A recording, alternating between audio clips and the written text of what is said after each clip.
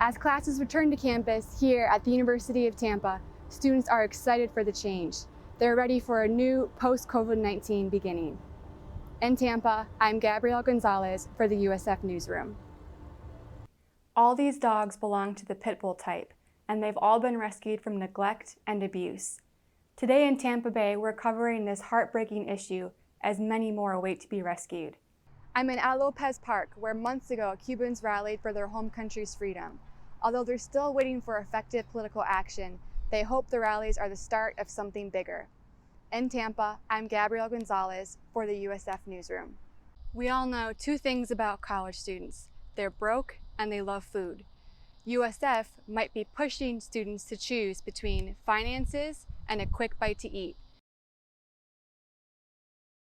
I need to be sitting in a classroom, reading, writing on paper, personally.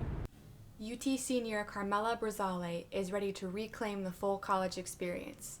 She believes the return to campus is what's best for the students, despite the risks. You can't completely pause your life, you can't completely stop your life just because something bad could happen. She's also happy about the return to campus because of her negative experience with online classes. I would not like to ever go back to online learning.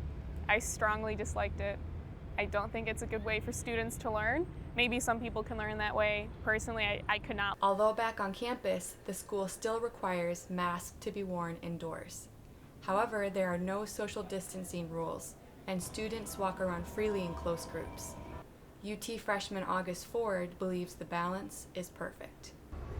It's actually very nice here because they're strict, but not too strict.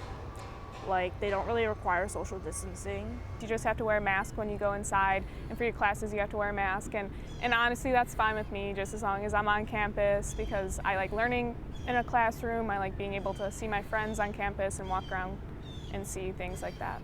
As classes return to campus here at the University of Tampa, students are excited for the change. They're ready for a new post-COVID-19 beginning. In Tampa, I'm Gabrielle Gonzalez for the USF Newsroom.